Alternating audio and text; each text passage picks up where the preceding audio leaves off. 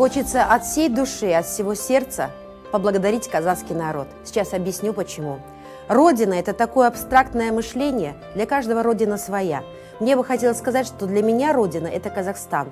Я родилась вовсе не здесь, жила тоже не здесь. Но, приехав сюда, теплый народ сделал так, что это стало моей второй родиной.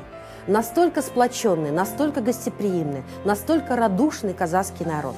И мы, депортированные в какие-то там 37-е года, разные национальности, просто действительно на самом деле благодарны казахскому народу. Живя здесь, мы поняли, что другой родины для нас нет.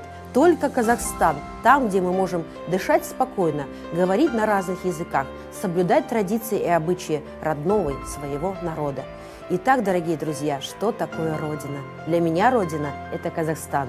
Дорогие уважаемые кызылординцы, с удовольствием от всей души позвольте вас поздравить с красивым весенним праздником. 1 марта – День благодарности.